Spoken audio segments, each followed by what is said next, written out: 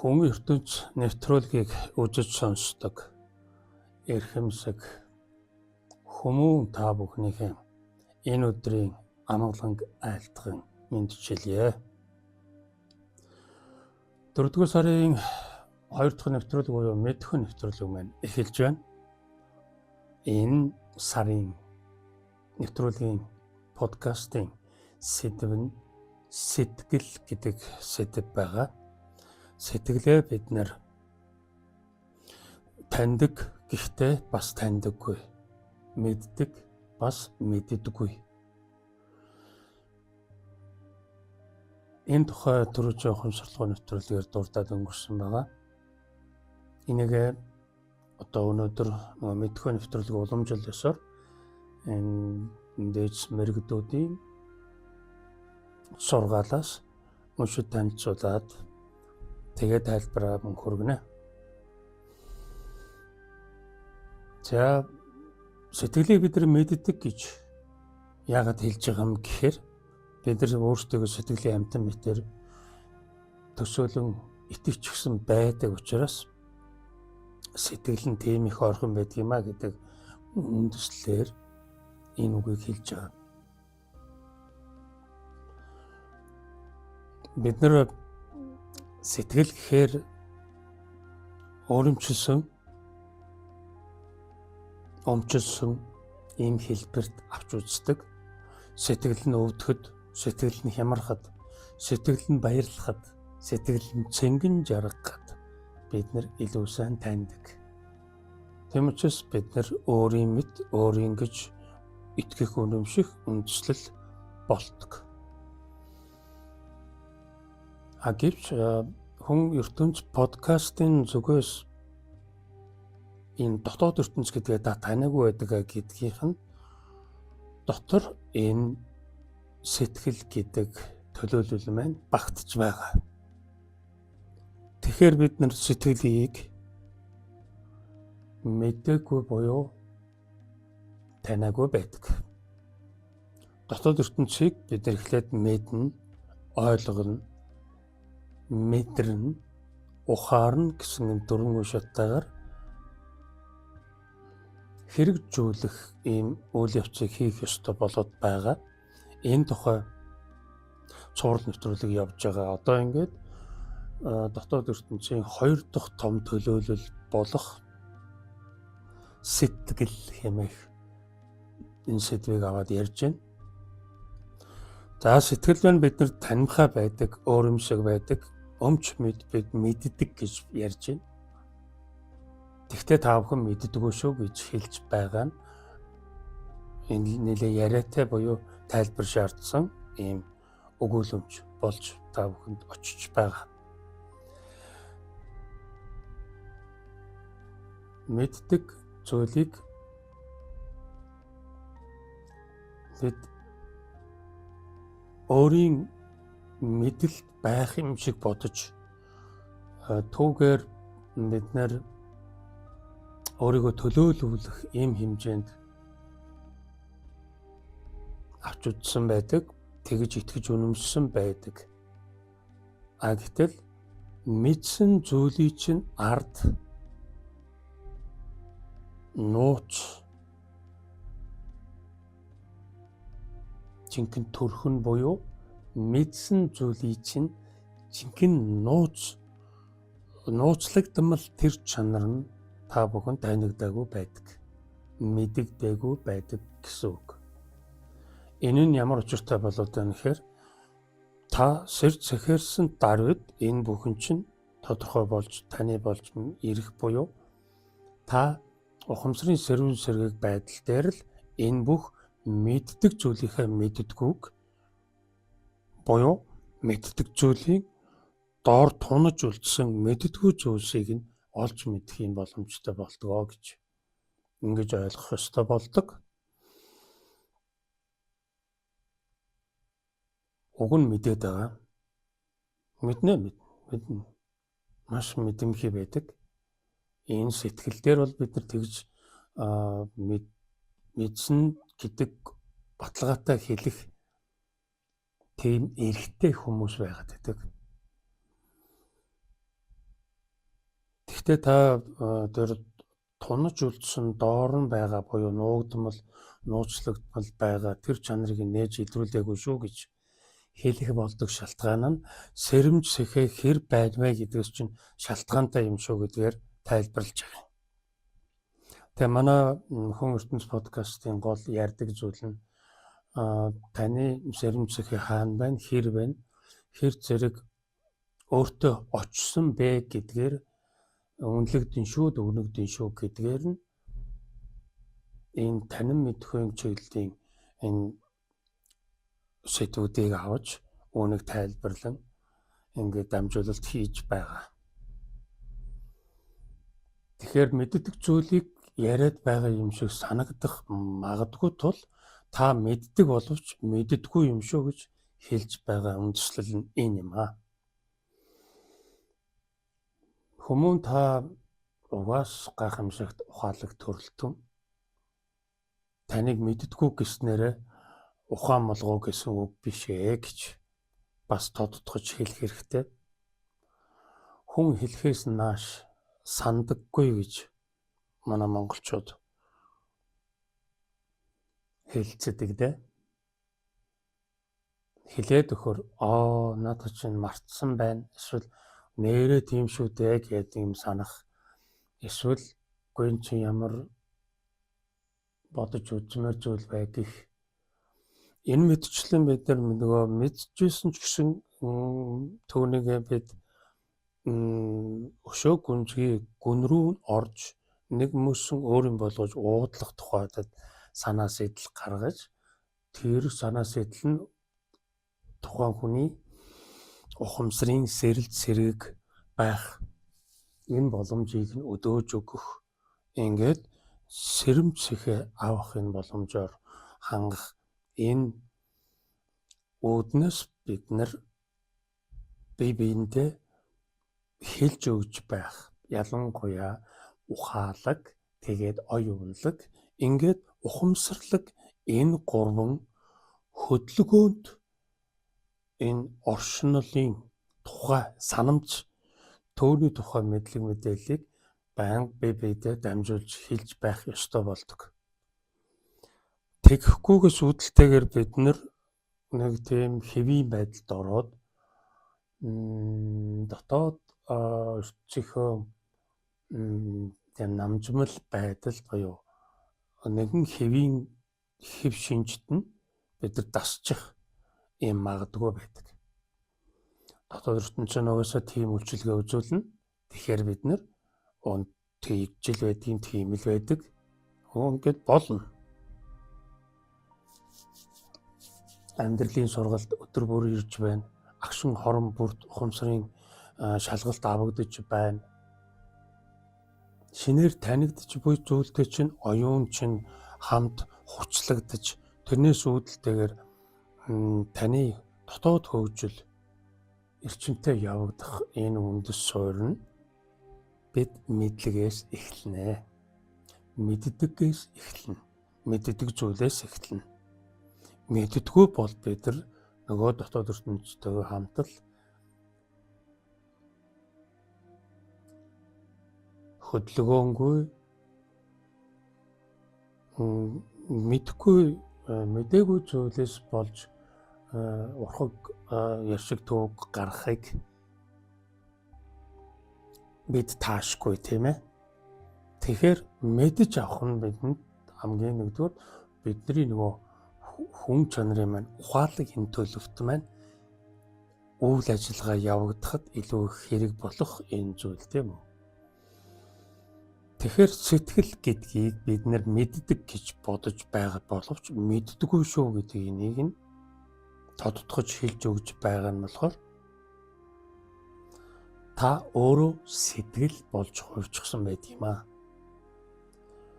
Та өөрөө сэтгэл бол биш ээ. Та өндөр дээд ухамсарын их язгууртан ийм бодгол чанар. Тэрнээс биш та хүний үүсмэл чанарын боол буюу төвний уг дуулууртай зарцсан байх хэмжээний хэн нэгэн огт биш. Тэгэхээр энэ дотоод ертөнц дотор нь сэтгэл гэдэг энэ ахуй төлөв маань байж байгаа учраас бид нэр дотоод ертөнц биш юм бол сэтгэл мөн биш болно гэж. Ингэж ойлгож авахыг та бүхэн одоохондоо мэдэхгүй байгаа. Тэгэхээр энийг хэлж өгж байгаа нь та бүхний мэддэг сэтгэл дотор чинь мэддгүй чанар нь буй шүү гэж сануулan анхааруулan хэлж байгаа хэрэг л дээ.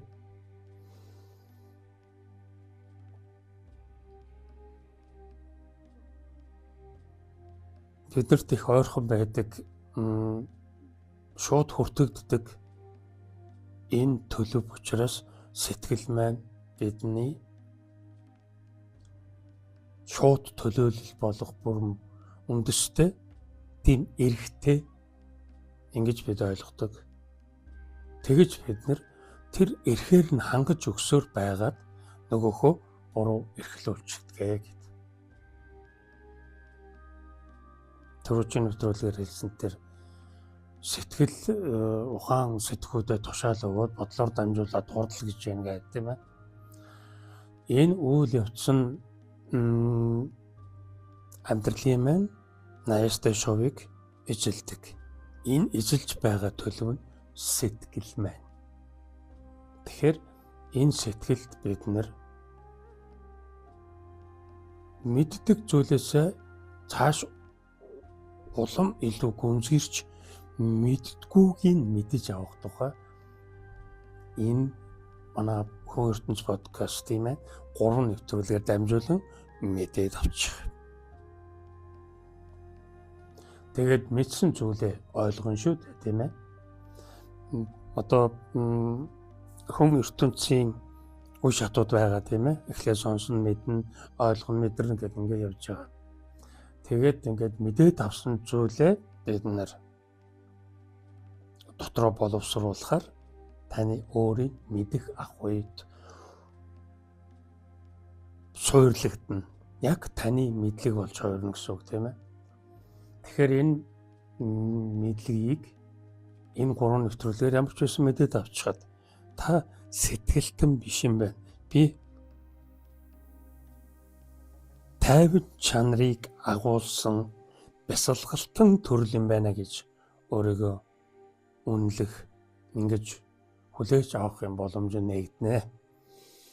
За тэгэд нөгөө сэрүүн сэргийг байх ухамсарын сэргэлтийг авах гэдэг энэ үйл явц чинь эндээс улбатай буюу эндээс эхэллээ тавих учиртай. Тэрнээс биш гадны ямар нэгэн хүчтэй нөлөө энэ төр юмнаас болоод сэргэлт явагддаг гэдэг нь байж болох боловч тэр нь төр зүрийн хугацаатай байх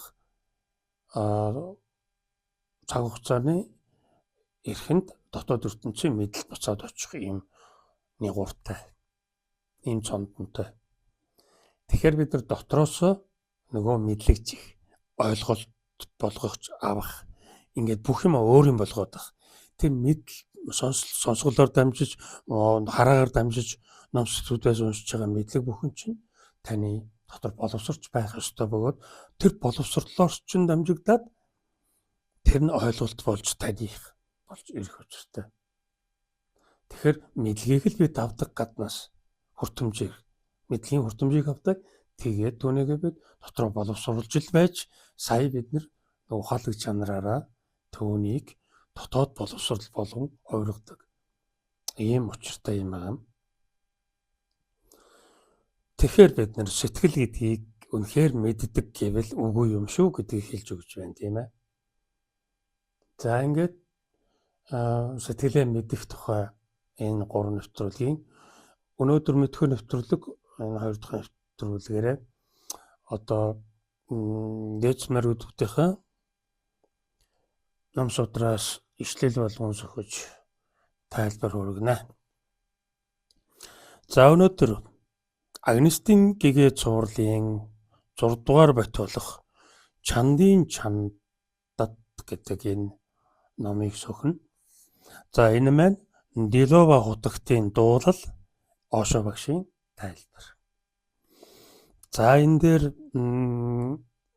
зовлонгийн үндэс гэдэг энэ гачигтай 2 дугаар бүлгийг та бүхэндээ сохиж уншиж танилцуулаад тайлбар хүргье. За эхлээд Дилав утгатын дууллыг нь эхлээд уншаад танилцуулъя. Сэвгүй хоосон огторгуйг харваас сэтгэлээр сэтгэлийг тийхүү ажваас будангуй ялга нэлтэй арилж буддагийн хутгийг олох болно.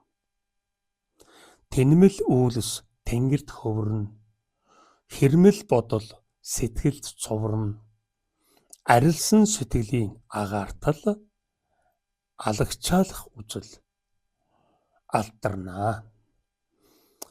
Зүйлийн илб зүүдэлгүй огторгуйд ургалааж хар цагаан аль альнийг нь халдаахгүй билээ огторгуй. Өнгийн үзэгдэл өөрийн сэтгэлд ургалааж буян нүглийн аль алинд нь будагдахгүй билээ сэтгэл. За Дилав утагт ингэж шүлгэлж дуулсан байна. За үүнийг нь Ошо багш юу гэж тайлбарсан болохыг одоо та бүхэндээ уншия.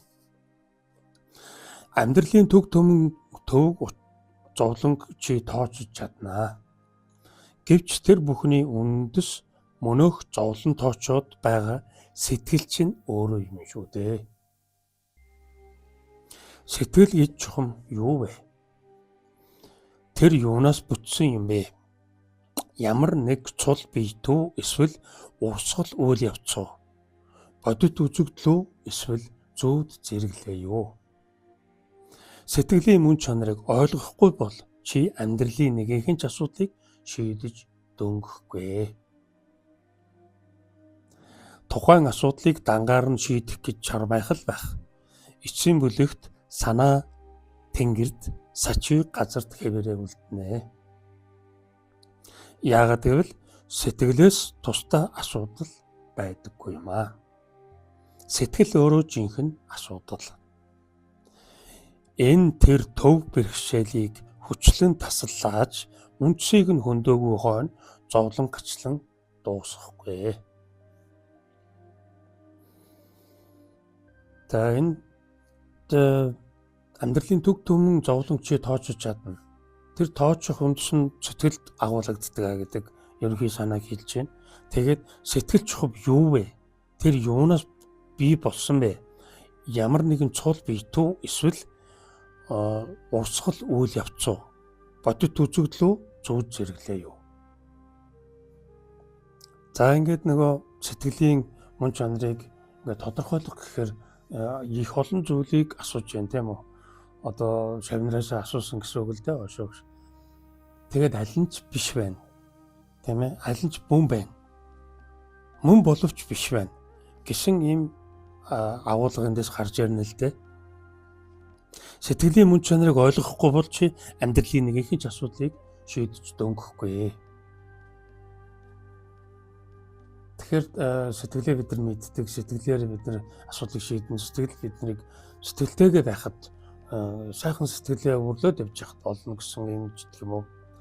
Энэ бүх бодол үзэгдэл энэ одоо үйл явц өдөр тутмын хэвсэн үйл явцыг маань энэ тийм биш шүү гэдгээр нь хэлж өгж байгаа бас нэг хэлбэр нь энэ Адишаа богд бас өөрөө хэлж өгч байна л та.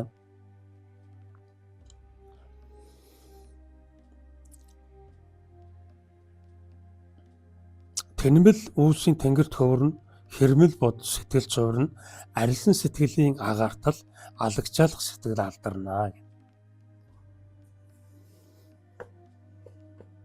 Нөгөө сэтгэлийг танин барих түүний тухай мэдэж авах тэгээд мэдснээ бид дотроо боловсруулах тухай асуудал нь ингээд багш нар болгон буюу энэ дээдс мэрэгдүүд маань яг өөрсдийн арга хэлбэрээр хэлээл өгсөн байдаг. Сэтгэл бол дангаараа бүтэхгүй шүү гэж байгаа. Тэгэхээр сэтгэлийг бид нар буруу эрхлүүлээд өөр дотроо хамгаалаад хаацалаад явж байдаг гэсэн үг. Тэр нь дотроос таны дотроос дураараа дөрвиж элдв янзын юм нэгж ингэж зовлон үүсгэдэг гэдэг. зовлонгийн үндэс энэ байна гэж анхан төлөв байдлыг энэ хэлээл ингээд тодорхойлж өгч болж байгаа. За тухайн асуудлыг дангаар нь шийдэх гэж чармайхал байх эцсийн мөлөгт санаа тэнгэрд сачи газар твэрээ үлднэ. Яг гэвэл сэтгэлээс тусдаа асуудал байхгүй, сэтгэл өөрөө жинхэнэ асуудал. Тэгэхээр бид сэтгэлтэйгээр байгаад байх юм, сэтгэлтэн байх. Сэтгэлийн амтан гэж яваад байх нь боломжгүй гэсэн үг тийм ээ. Сэтгэл чинь өөрөө зовлонгийн их үндэс болчиход байна. Энийг яагаад харахгүй гэж, энийг яагаад тооцохгүй байх гэж. Энд чинь зовлонгийн үндэс байгаад байхад чинь үнцийг олж харахгүй юм бол тэр зовлон ургаадл байна шүү дээ гэсэн.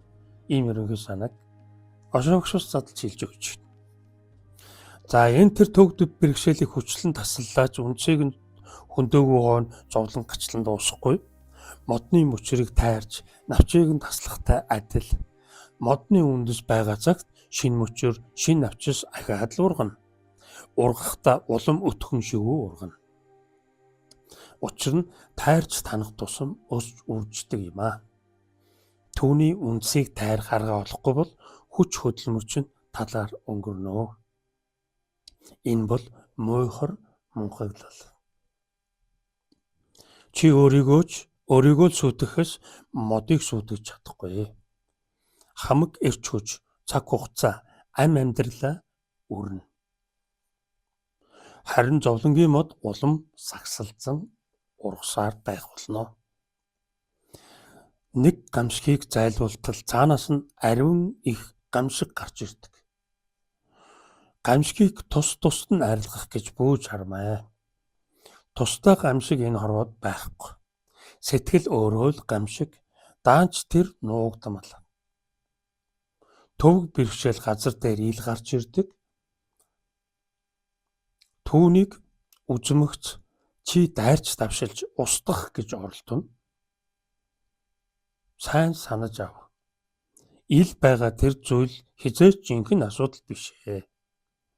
Жинхэнэ асуудал нь үзэгдэхгүй далд байдаг юм аа. Үзэгдэж байгаа зүйлтэй тэмцэх юм бол сүүдэртэй байлдснаас ялгаагүй. Ядархаас биш ялна гэж үгүй. Яшиг төвг хааж байсан дагах болно. Амьдралаа ажаад үзвэл чи миний юу яриад байгааг ойлгоно. За тэр модны үнцийг тайрахгүй болвол мэдээж улам сагсаж улам буур бадрангуй сайхан ургана гэж. Та сэтгэлийн үнцийг таслахгүй бол бүндийг нэл гэсэн үг. Тэгэхээр сэтгэлийн үнцийг яаж таслах юм бэ? Бид дотоод ертөнцөө устгаж болохгүй тийм үү? Хэрэг дотоод ертөнцөө устгалаа гэвэл бид өвсөнтэй адил болно. Тэгэхээр насан туршдаа энэ дотоод ертөнц хэмээх дотор хүний маань сүүдэртэй бид учраа олж явна гэсэн үг. Сүүдрээ бид залж залуурдна. Сүүдрээ дагж явахгүй.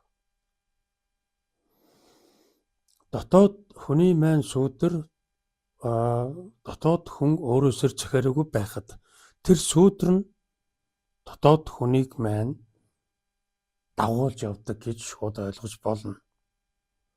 Сэр захиараагүй үед бол сүүдэр нь дагуулж яваад байдаг. Энэ сүүдрийг ажилуулдаг тогтолцоо нь өөрөө энэ дотоод ертөнц маань. Энэ дотоод ертөнцийн маш том дуугардаг эзэн шахуу болсон зүйл нь бидний ярьж буй энэ сэтгэл хэмээх энэ төлөөлөл маань байгаа юм л да. Энийг л олон талаас нь ингэж маш их ярих ёстой болдог. Ингээд Ошо багш хүртэл ингээд маш нухацтай. Бүр амьдрал дээр сэтгэлээс өөр юу ч байхгүй. Сэтгэл чинь л хамгийн асуудал нь шүү гэж онцгойлон хэлж өгч байгаа. Тэгэхээр дөрвжийн нэвтрүүлгээр хэлсэн тэр сэтгэлийг устгах биш яахыг гэхээр найз болчих тийм ээ.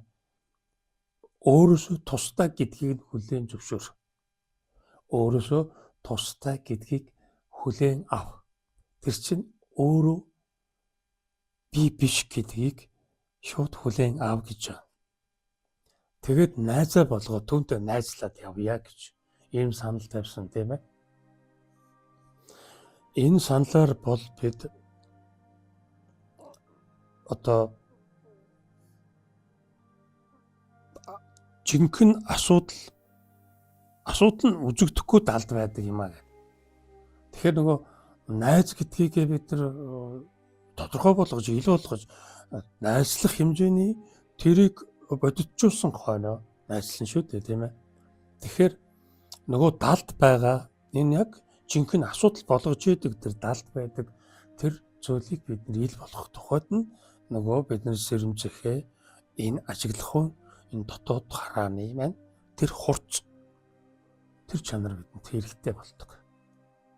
Тэгжээж бид сэрхээрх магадтай болж өөр лүгээ харах ийм санаа сэтэл төрнө. Тэгжээж харна гэхээс харахгүй боломжгүй гэдэг нь л та. Үзэгдэж байгаа зүйлтэй тэмцэх юм бол сүүдэртэйгээ байлдснаас ялгаагүй.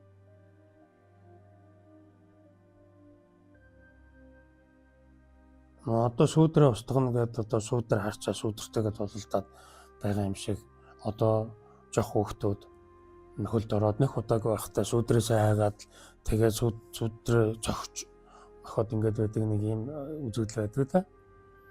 Тэр чинь нэг сүүдрээ таниагүй байна тийм үү? Юу асуудал вэ гэдгийг нь асуудлын голыг нь олж хараагүй байна. Үндсийг нь таниагүй байна гэсэн үг болж чаа. Тэгэхээр сүүдэртэйгээ байлдаад бид нар ямар ч нэмэр байхгүй. Энэ бол маш ойлгомжтой зүйл тийм ээ. Яг үүнтэй адилхан бид дотоод энэ хүнийхээ сүүдрийг бид нар эзэмших тухайд түүнийг бид удирдах тухайд асуудал нь дотгошоо ороод нарийсаа явчихж байгаа. Тэгээ дотор хүн маань өөрөө хөдөлгөөн үгүй нам тайван унтаж байгаа төлөвийн шин чанартай байгаа учраас түүний сүүдэр нь орж гараад бодлон хутгаа хийгээд байдаг гэсэн ойлголт байгаа юм. Тэгэхээр тэр сүүдэртэй бид дотоод сүүдэртэй бид учраа олох буюу дотоод сүүдэртэйгээ бид байлдах шахуу юм болох ийм ёстой болчихно. Одоо энэ гадаад энэ ошоо хөшөөлж байгаагаар энэ үзэгдэж байгаа зүйлтэй тэмцэх юм бол сүүдэртэй байлдсанаас ялгаагүй гэж. Тэгээ бодит ахын энэ сүүдэр бол гэрэл байгаа цагт сүүдэр гарна. Тэгэхээр тэр сүүдэртэй байлдана гэдэг ойлголт нь утгагүй тийм үү? Гэтэл дотоод хүнийхээ сүүдэртэй байлдах тухай асуудал нь утга учиртай бол авчирна. Энэ бол маш утга төгөлдөр ажил болно. Тэр сүүдэр буюу бидний дотоод ертөнцийн биднийг шалгадаг. Гэхдээ тэр сүүдэр бидний дотоод хүн маань унтаж буу чанартай гэдэг тийм үү? Тэгэхэд бид нар унтаж буу хүн чанартай дотоод хүнээ харлаа гэж бодоход сүүдрийг нь олж хардаг. Тэр үл үзэгдэх чанартай. Тэгэхээр бид нар түүнийг олж харахын тухайд энэ дотоод хараага хурцлах ёстой л байгаа. Тэгэхээр бидний одоо энэ бэлгийн нэлмий гэж 3 дахь нүд гэж бид нарыг тийм юу яаж ярьдаг да? Бэлгшээж ярьдаг. Энэ бэлгийн чанарт агуулж төвгээр бид нар альваг харна гэж. Харагдахгүй зүйлийг хардаг. Тэр ухамсарлаг харааны маань толт энд оршдгоо гэдэг. Бэлгийн мэлмигээ зааж байгаа бид нар ярьдаг. Бэлгийн мэлмий дээр төвлөрөх бяцлаглыг хийдэг. Ийм олон арга байдаг. Энэ дотоод хараагаал бид нар хурцлах учиртай.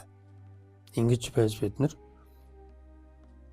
сэтгэлийн мөн чанар дотоод ертөнцийн төлөв байдлыг ажиглан илт болгоно, илчлэнэ. Ингэж байж бид нар түүнийг сая сүүдэр мөн боловч сүүдрийн чанартай бид нар харьцаж ажиллах хэмжээний дотоод тийм хүчтэй болж ирнэ гэсэн үг. За энэ цаашаа нэлээ яриатай. За хэрв амьдралаа ажаад үзвэл чи миний юу яриад байгааг ойлгох болно гэж. За би хийсвэр онол яриагүй бодит факт ярьж байна. Сэтгэлийн асуудлаа шийдэх ёстой. Яаж сэтгэл амар амьдрах вэ гэж хүмүүс надаас асуудаг. Би хариуд нь сэтгэл амар байх ямар ч арга байхгүй. Би тийм юм мэдэхгүй гэж хариулдаг. Сэтгэл хизээш амар тайван байдаггүй. Гагцгүй сэтгэлээс ангижрах нь амар амгалан юм аа. Сэтгэл өөрөө наамгүй байна гэж худлаа. Энэ бол угаасаа уймрал, будангуйрал, сэтгэлээс ангижирсан цагт цэлмүү тайван байх боломжтой. Тийм болохоор сэтгэлээ тайван байлгах гэж бүү чармай. Тэгж чармайх юм бол чи буруу замаар будаатэйгээд буцахтай шороо тань гихч нь болоо. Эхлээд сэтгэл гэж юу болох вэ? Таньчих. Дараа нь хаашаа явхаа шийдээ. Хэрв чи гэрхээ ажиглах юм бол сэтгэл гэсэн цул цулыг олж үзэхгүй. Энэ бол ямар нэгэн тогтонго юм биш, түм төжгөнөж бум бүжгэнсэн хөл хөдөлгөөн. Очоод үзвэл тус тустай бодлууд л цуврна. Гэвч тэр бодлууд чамд зай чөлөөгүй юм шиг санагддаг. Яг гэвэл чи сэргийг байж чадахгүй байгаа юм. Чамд бэлгийн хараа хэрэгтэй. Бэлгийн хараанд бодлын цуваа харагдахаас сэтгэл харагдахгүй. Үе түмэн бодол нийлээд чамд сэтгэл гэсэн ил бүзүүлж байдаг. Ажиглаад үз. Намайг хэлж диалог дуулсан учраас биш. Чи өөрөө нээх болохоор сэтгэл бодгүй хоосоо. Үүнийг ойлгомогч асар их юм өөрчлөгдөнө. Сэтгэл юу юм бэ? Хаана вэ?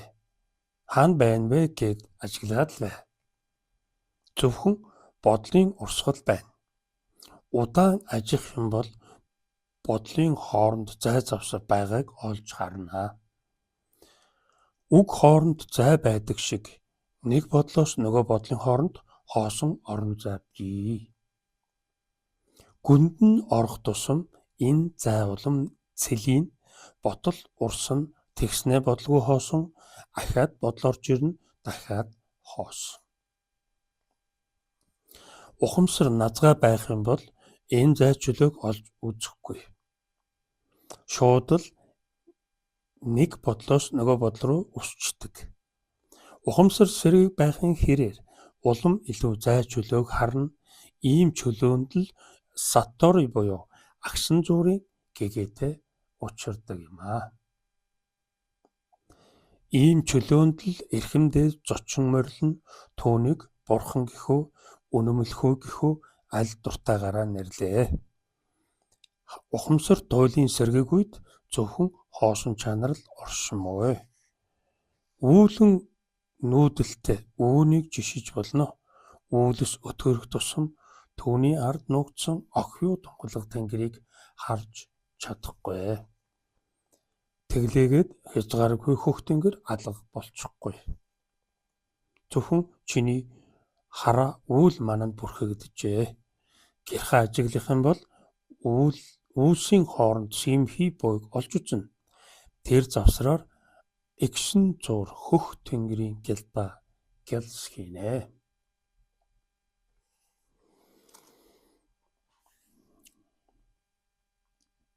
За сэтгэл хязгаарч амар тайван байдаггүй. Гагцхүү сэтгэлээс ангижрах нь амар тайван юм аа.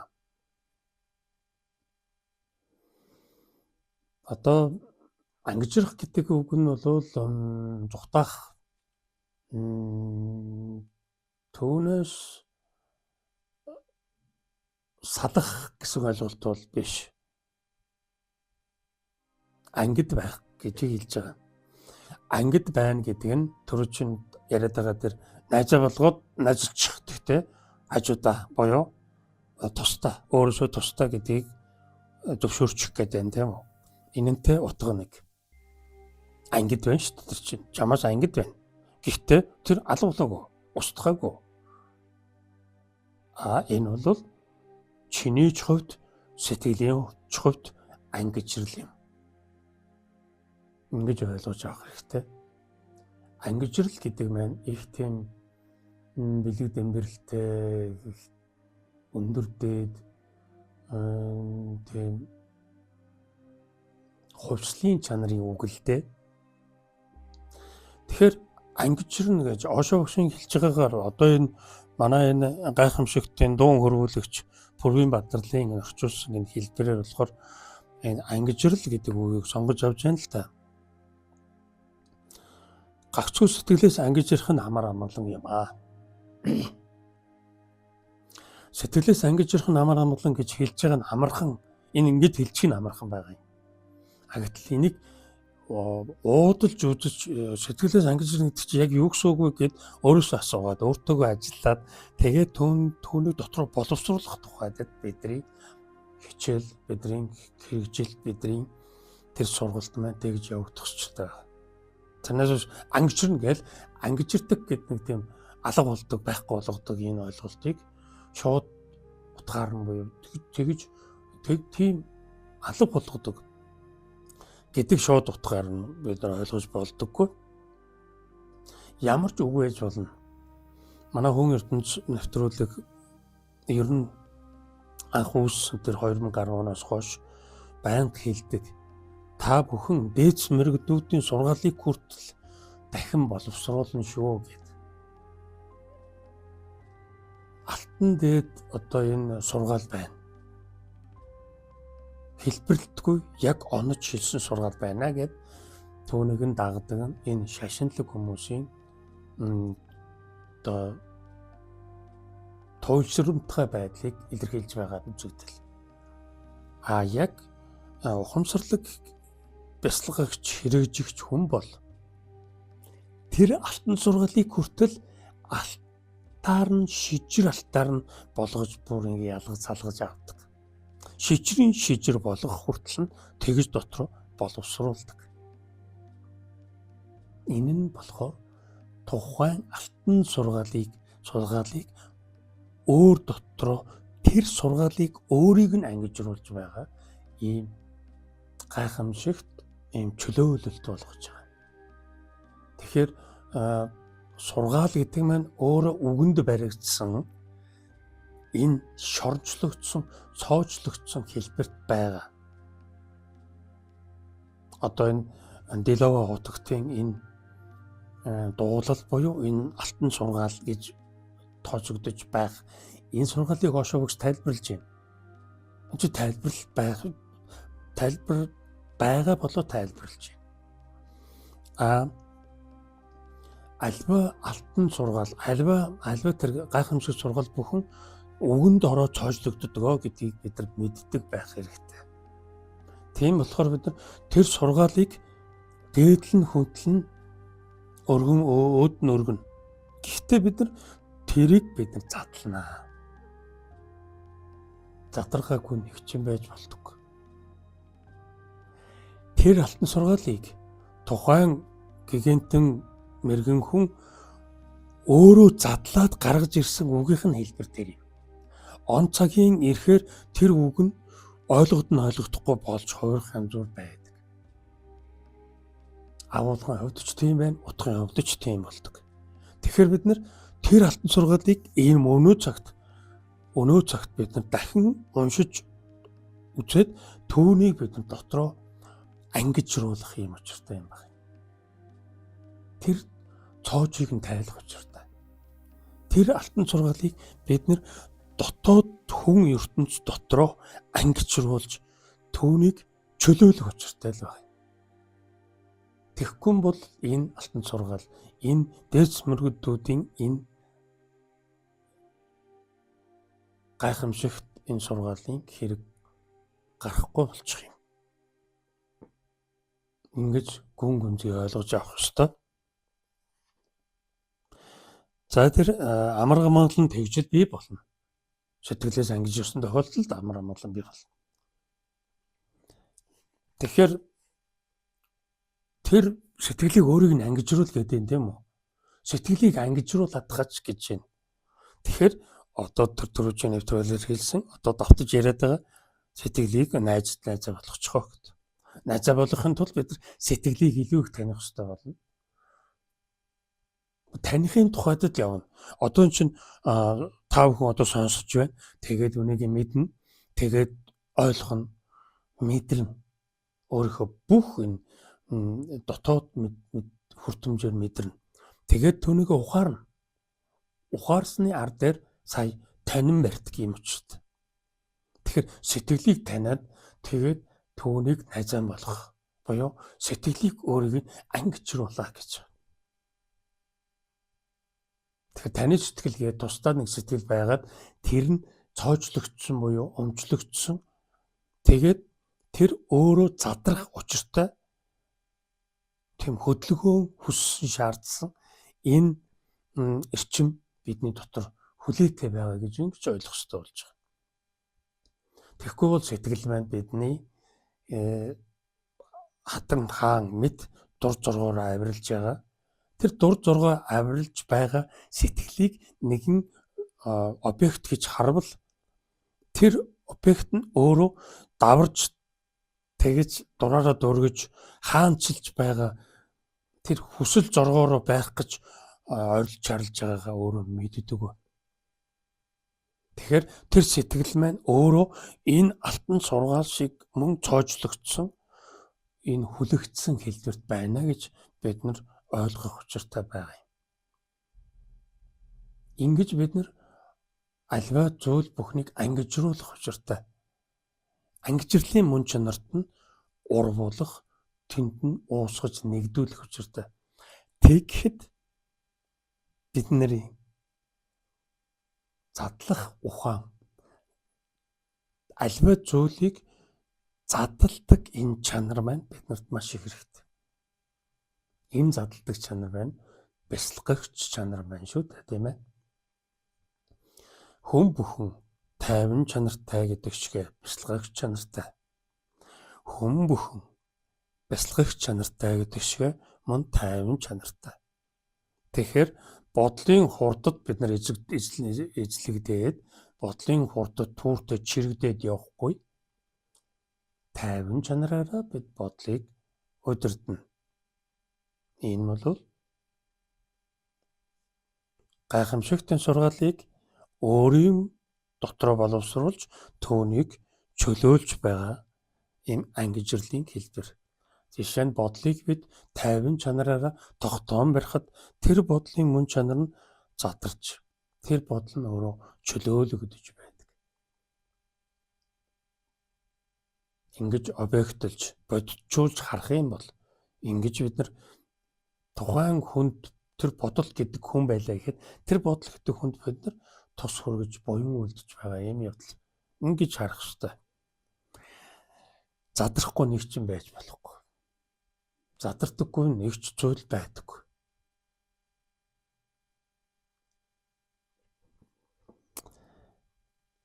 Тэгээд сэтгэл өөрөө гацгүй нам гүм сэтгэл өөрөө нам гүм байна гэж бодлаа. Энэ бол угаасаа уймрал, будангуйрал байдаг. Тэгэхээр сэтгэл дангаараа бол тийм гэж байна. Энэ бол бүтэхгүй гэдэг шүү дээ, тийм ээ. Одоо сая хэлсэн тэр сэтгэлийг ангижруулаагүй буюу түүнийг чөлөөлөөгүй тохиолдолд тэр бол угаасаа уймрал, будангуйрал байх болно. Өөр аргагүй. Тэгэхээр тухайн хүн өөртөө эзэн болох гэдэг ямар чухал асуудал вэ гэдэг нь эндээс харагдаж байгаа.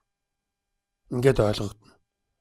Тэгэхээр хүн өөрийгөө биш бүхэл бүтэн оршихуйтай ханцаж ингэж бид нэр өөрсдийгөө өөд нь өргөх энэ тухайд бидний хүмүүн заяаны байна. Тэр үнц нь ямар гайхамшигтай вэ гэдгээр бид нэр ингэж асаж босч ирэх, дөрвөлжиж ингэж хөгжих учиртай юм байна.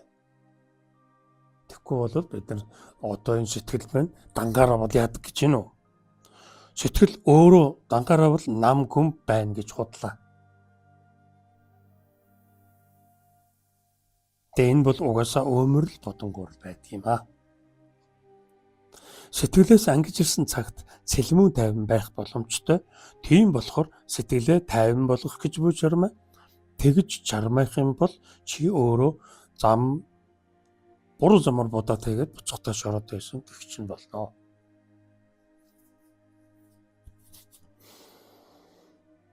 Сэтгэлийг өөрийг нь тайван байлгах бол боломжгүй гэж байна, тийм үү? Та өөрөө тайван байх ёстой гэж байна шүү дээ. Тийм ээ. Тэгэхээр сэтгэл гэдэг нь өөрөө тайван чанаргүй гэсэн үг. Бодол маань ч өөрөө тайван чанаргүй, сэтгэх маань ч тайван чанар байхгүй, ухаан маань ч өөрөө тайван чанар байхгүй. Эд бол бүгд л өмөрл бодонгойрл байх болно гэж байна.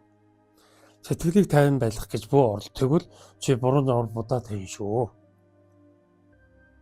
Буцахтаа шороо тэгээд ирэн шүү гэдэг. Тэгэхээр хүмүүн заяаны өөрийн тэр тайван чанар сая хэллээ тийм ээ. Энэ тайван чанараараа бид нар альва бодол сэтгэлийн дотоод ертөнцөө бид нар ангижруулах энэ боломжтой байдаг байна гэж. Ингэж бид нар сургуулийг задлж энэ шоронгоос нь гаргаж чөлөөлж байх учиртай.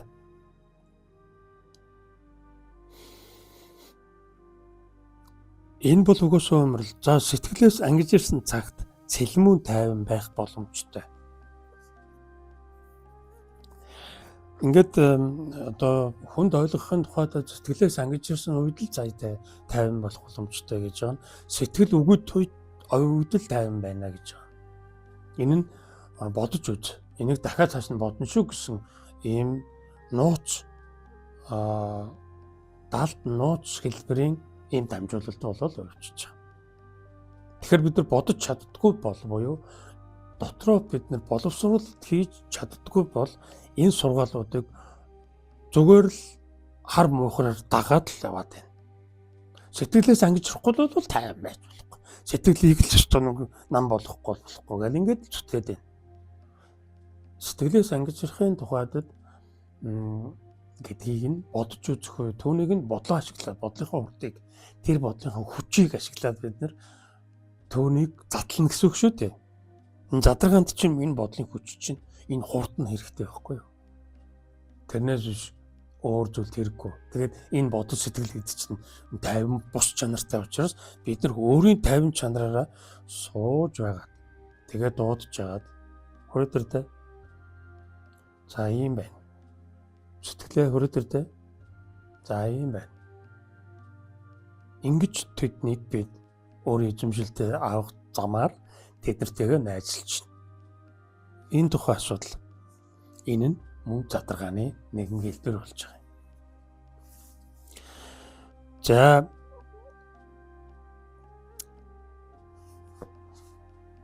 үүлс өтгөрөх тусам төвний хард нуугдсан охио тунгалаг тэнгэрийг харж чадахгүй. Тэгээ нөгөө сэтгэл маань ингээд оволцоод дүрлжээд тэгээ сэтгэл бид нарыг ингээд яг ингээд эзэмдээд тэгээд бид нар өөрөө сэтгэл болж хувирчаад сэтгэлийн амьтан болцоход хахаар нөгөө тэр охио тунгалаг тэр их сайхан хөхөмдөг тэнгэрийн наагур өтгөн манан үйл хуралдсан байгаадаа зөөрлж хэлж юм л да. Ошоо багш маань. Тэгэхээр сэтгэлээр төлөөлж байгаа боловч дотоод ертөнц маань угаасаа тийм юм. Дотоод ертөнц маань угаасаа ийм чанартай гэдгийг хэлж өгч байгаа. Ийм хэлбэр байгаа. За ошоо багшийн тайлбар цаашаа. За сэтгэл цул нэгэн биш ээ. Гагцхүү бодлын цуврал гэдгийг ойлгох нь эхний алхам. Удаах алхамаараа бодлууд чамаас тусдаа гэдгийг ойлго. Тэд иржил байдаг, буцчил байдаг. Харин чи хаашаач явахгүй. Бодлууд чамд хамаарахгүй. Тэд бол зочид. Харин чи гэрийн эзэн. Гүн гүнзгий ажиглах тусам гэрийн эзэн зочин хоёрын ялгаа тодорно. Бодол бүхнийг зочин шиг хүлээн аваа. Гэвч орсон бороо арилж ирсэн гийчин буцдгийг бүү март. Энэ жамыг мартаж зуурдын юмстай зууралдах аваас чи Аваас чи биш тэд гэрийн эзэн болж хувирна. Эмх замбраагүй самуун унтарч өгөндөө там гэж энийг л хэлэхвээ. Өөрийнхөө урвшгүй мөн чанар даавууг үргэлж санаж бай. Үүлийг биш огторгуйг эрхэмл. Зочин бус эзэн байр суурь хадгал. Зочид иржил байна, буцчил байна. Сайн муу элдв янзын зочид байдагч найрсаг гэрийн эзэн алгаггүй тэгш ханддаг. Сайханч бодол, мугайч бодол орж ирсэн бүү ялгуурлах юм бол чи сайхан гэсэндээ хөл алдаж муухай гэснээ хөөж туунаа. Эрт орой нэгэн цагт өнөө сайхан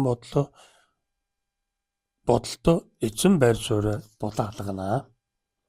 Бодол бүхэн зуурдын агаад хуурмаг чанартай бодолтой энэгшнээс болж чи өөрийгөө мартдаг. Энэгшил бол өвчин. Гүржив ганцхан л юм сургадаг. Ирээд буцдаг зуурдын юмст хизээч бүү энэгшээ. Өглөө ороо өдөр шөнө цөмөл ирээд буцдаг. Харин чи хаашаач явахгүй. Чи гэдэг нь чиний нэр биш, дүрс чинь биш. Бодол чинь л чамайг нэр дүрс болгож хувиргадаг. Угтаа бол чи нэрлэшгүй, дүрслэшгүй цэр тунгалаг ухамсар гэлээ. Энэ бол оршихуйн жинхэнэ мөн чанараа. Дасч уягдахаараа л чи сэтгэл болчихдог. Дасч уягдахаараа л чи бие махбод болчихдог. Үүнийг энтгэгчүүд наама, руна, рупа буюу нэр дүрс гэж дууддаг юм а. Нэр дүрс болчихсон үед жинхэнэ эзэн үгүй байна. Чи хувиршгүй мөнх амин сүнсээ огорч зуурдын сүг сүудэр болжээ. Зуурдын бүхэн баацдуу уурдын бүхэн бурханлаг билээ. За ингээд цааш явж байна. Энэ тэр сэтгэлтэй уялдаад бодол гараад ирж байна тийм ээ. Нөгөө түрүүчийн нэвтрүүлгээр сануулж хэлжсэн тэр сэтгэл бол бодлыг бүрэн 100% эзэмшдэг гэдэг тийм ээ. Тэгэхээр одоо Ошо багшийн хэлж байгаагаар энэ аргачлалаар болохоор сайн хараад бай. Маш тогтоод ингээд өөрийнхөө тайван чанараар ингээд төвлөрчөөд тэгээ сайн ажиглаад хараад бай. Тэгэх юм бол тэр сэтгэл дотор ч бодол байгаа чи мэднэ гэж байна. Тэгээд тэр сэтгэл дотор бодлыг бүр цааш нь ингээд ороод бодол руу нь ороод хараад ахаар бодлын хооронд зай байгаа гэж олж мэднэ гэж. Тэгээд тэр бодлын зайгаас нь цаашаа харахаар үүлэн чөлөөний нар мэд тэр үүлэн чөлөөгөөр бидэд охио тэр тунгалаг тэнгэрийг харж болдго юм а гэсэн ийм санаагаар зөөрлж яриад байгаа тийм ээ. Тэрэн шиг мөн бодлын тухай Ошо багш нэлээд бас хэлж өгч байна. Тэгээд нэг чинь дотоод ертөнц юм хойно нэг л зүйл шүү дээ. Ер нь дотоод ертөнц гэдэг нь нэг зүйл. Бид ойлгож авах, мэдж хүртэх, түүнийг задлахын тухайд бид нэр зааж, задлж, ширхэглэж байгаа гэдгийг энэ дашин бас давтан хэлье. Энийг урд урдын нэвтрүүлгүүдээр би зөндөө хэлж байсан. Гэхдээ ер нь хэлж байх ёстой байдаг. Энэ бол нэг зүйл шүү. Сэтгэл, бодол, сэтгхүй, ухаан гэх тусдаа байдаг юм биш. Энэ бол нэг л зүйл. Энэ нэг зүйлийг бид дотоод ертөнц хэмээн нэрлэж байгаа. Гэхдээ бид түүнийг задлж байгаа учраас энэ нэрсүүд гарч ирнэ тийм үү? Бодол гэж нэг юм байна. Сэтгэл гэж нэг юм байна.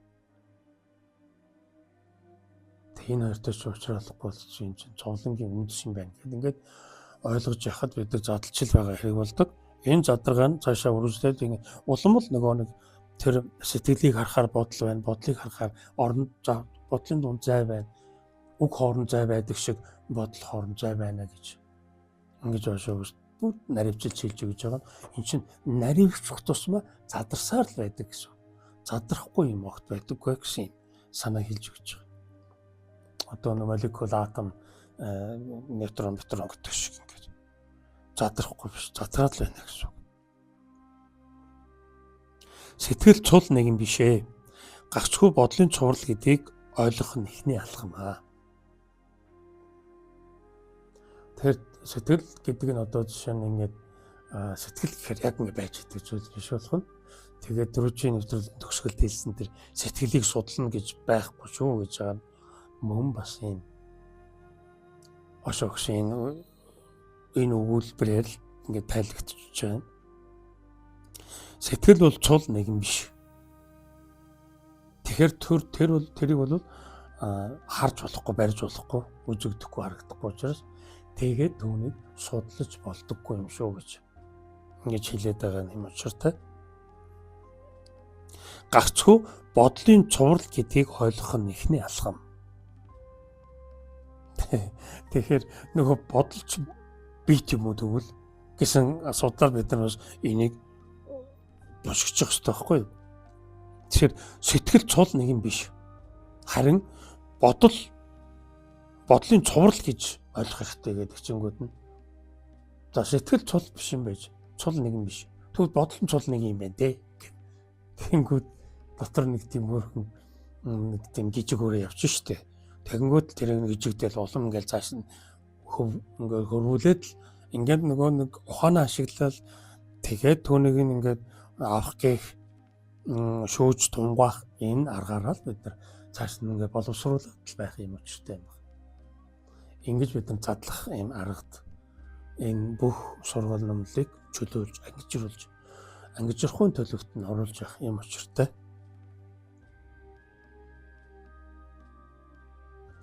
Тэгээд тэр бодол зочингийн чинь шүү. Та өөрөө гэрийн эзэн шүү. Тэгэхээр гэрийн эзэн гэртээ эзэн шиг бай.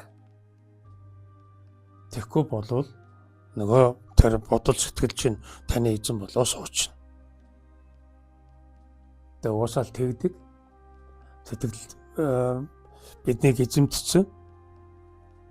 Тэгээд л одоо дотроос нь хаанчлаад л тушаал өгөөл бид нар түүнийхэн дагуу л одоо элдв янзын юм бодож сэтгэж тэгээд нэг сэтгэлийнхэн ая тухтай байдлыг бий болгох гэдэг тэгэл одоо цусан зүйлийн мөнгө төрхтэй холбоотой элдв янзын тийм арга чарга хэрэглээд түүндээ төвдөө бүдэрч очоод тэгээл дахиж босч ирээд тэгээл дахиад нөгөө сэтгэлийнхээ амиг үзэх гэл ингээд л бид нэг чаргууцалсан юм хийгээд яваад байгаа шүү дээ. Ерөн сэтгэлийн мөн чанар тийм байна. Бодлын мөн чанар нь мөнөөлнө сэтгэлтэйгээ уялдаатай сэтгэлийнхээ тэр тушаал зааврыг гүйцэтгүүлэх энэ үүднээсээ бидний сэрэмцэхээгүй байхад байнгын нэг бодуулж яадаг. Тэгээ одоо тэгчмээр байна, ингэчмээр байна. Тэр нь л хөрчмээр байна. Тийм л юмтай болчмоор байна гэл ингээл бид нар чинь зүгээр ингээл өглөөнөөс ороод тэгэл зүүдэндээ хүртэл тэрэндээ чивчрээл ингээд амар тайван байх боломжгүйгээр өөрийгөө төвөж дуусгаж байдаг. Нэг амьдрал гэхгүй гэж. Ингэж амьдрдаггүй юм. Та бүхэн амьдарч яана гэдэл энэ сэтгэлийнхээ хараат боолын үйлийг хийгээд байгаа. Энэ үйлдэлийн цуврал болж байгаа юм шүү гэж. Зөвхөн бид манай хүн ертөнц подкаст нэвтрүүлэг маань ер нь байнга хэлдэг. Үйлдэлийн цуврал хийж амьдардаг. Энийг амьдрал гэхгүй. Та суралцдаг болохоос биш амьдрдаггүй юм а гэж залруулж хэлдэг. Тэгэхээр жинхнэрээ амьдрахын тулд бид нар өөрийгөө хүмүүн заяа үн цэнийг өөд нь өргөж ирээ гэдэг байгаа тийм ээ. Өөрийгөө өөд нь өргөх бүх байдлаар бид өөртөө уучлах, өршөөх энэ ариун сэтгэл бидэнд хэрэгтэй. Тэгэхээр яаж юм? Нөгөө сэтгэлээ бид ашиглаж байна тийм үү? Тэр ариун сайхан сэтгэлээ бид сэтгэлээр бид дамжуулж өөрийнхөө мөн чанарыг өргөөд ирэх юм боломжтой юм а гэж. Тэгэхээр нөгөө сэтгэлийн чинь ингээд алга болгочихгүй, устгах чаагүй, байхгүй болгочихгүй байх нь шүү дээ. Тэгэж болдоггүй гэж байна тийм үү? Зүгээр түүнтэйгээ найзлаад хамтраад тэгээд ажил. Тэгээд дуртай одоо хэрэгтэй үедээ тэднийг дуудаж ирүүл. Хэрэггүй үед нь тайван байлга. Өөрийнхөө өдөр тутамдаа чимээгүй байлга. Ийм л ерөнхий ойлголт юм байна. Тэгэхээр одоо бодол сэтгэл гэдээ явж байна. Одоо энэ ертөнц нэвтрүүлгийн маань сэтгэл дээр ирээд нэлээ юм задаргаатай буюу энэ задлах тухай ойлголт нь юу юм бэ гэдгийг хэлж өгөх юм боломж нь гарч ирж байна. Та бүхэн ч гэсэн энэ сонсож байгаа байдлаараа үүнийг өөртөө хүлээн авах, хүлээн зөвшөөрөх энэ боломж нь төдий чинээгээр илүү нээгдэж өгнө. Тийм болохоор хүн ертөнц подкаст маань 6 сарыг дуустал энэ хүн дотоод ертөнцөө нэг мөр яриад, нэг мөр танилцуулаад, нэг мөр дамжуулаад ингээд энэ подкастын үүрэг орол нь биелэх юм учиртай юм аа. За өнөөдрийн мэдхүн нэвтрүүлэг ингээд өндөрлөж байна. Бяцлахгүй нэвтрүүлгээр сэтгэл хэмээх энэ хөө сэдвээр үргэлжлүүлэн дэлгүүрүүр задлан тайлбарлах энэ нэвтрүүлгээр хэрэгэн уулзъя. Түр баяртай.